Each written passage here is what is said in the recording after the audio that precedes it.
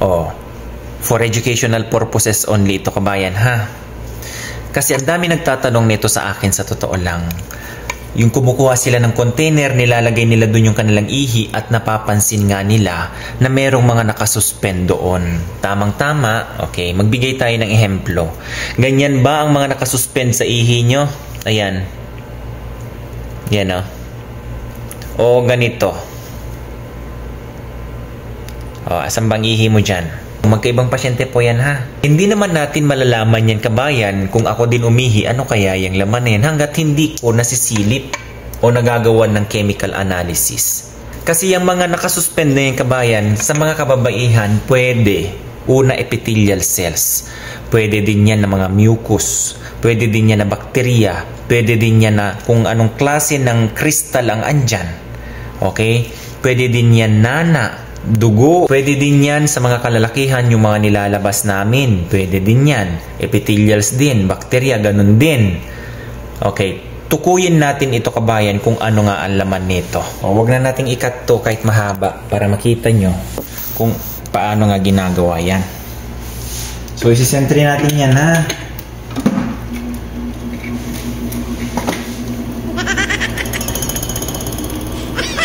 Oh, tapos na. So, kunin na natin, kabayan. Oh. Para makita nyo kung ano ba yung ginagawa sa laboratory. So, ayan na nga, kabayan. Ito si number 1. Ayan. At ito si number 2. Ano kaya yung nasa loob na yan? Tanggalin natin.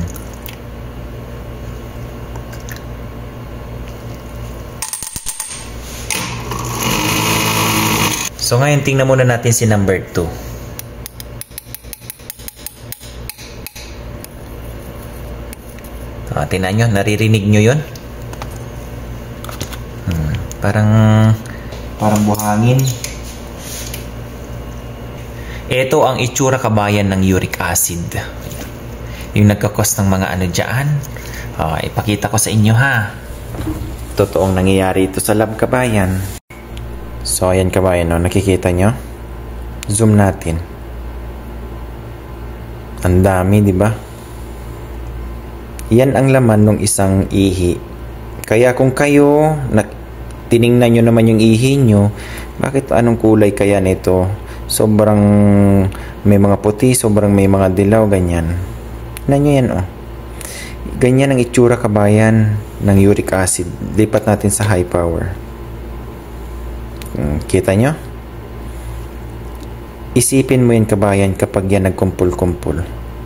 Isa ang uric acid, kabayan, sa napakatigas na bato na pwedeng mamuo dyan sa ating mga bato. Tingnan nyo, kabayan, no? Kung gaano kadami yan. Napalibutan na eh. Yun ang laman ng isang ihi, kabayan. Yan yung mga nananakit sa mga joints nyo. Kaya kahit hangin, masakit.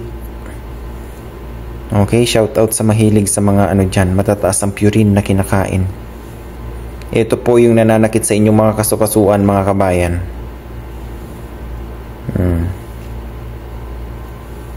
Uric acid. Tingnan nyo, oh. Zoom nga natin para makita nyo ng mas todo.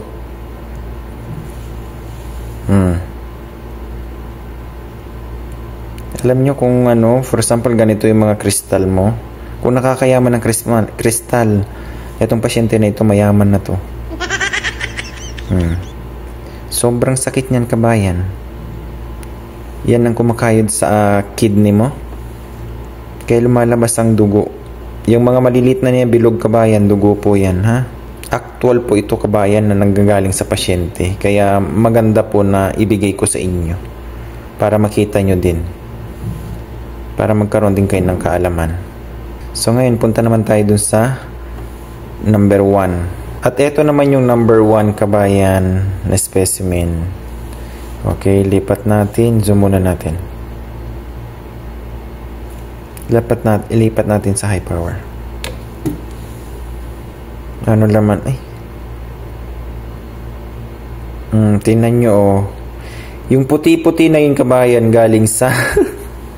Alam mo tong specimen na ito, kabayan? Okay. Ano na to? Nasa 60 plus na ito, kabayan. Tingnan mo yung laman, oh. Ihi po yan, ha.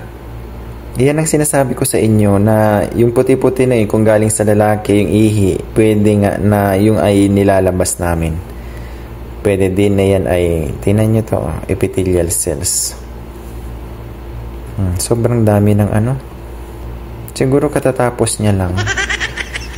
Okay. So, ayun na nga, kabayan.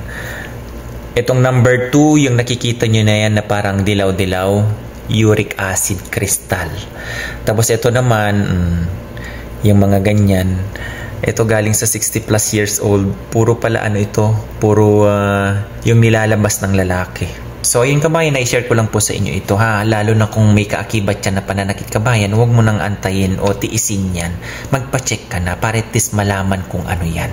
Kagaya nito, sobrang dami pala ng uric acid niya, kabayan. Paano kung tinitiis mo yan? Eh baka pagpunta mo sa doktor na bato na yan. Okay? So God bless everyone. Alagaan pong kalusugan, ha?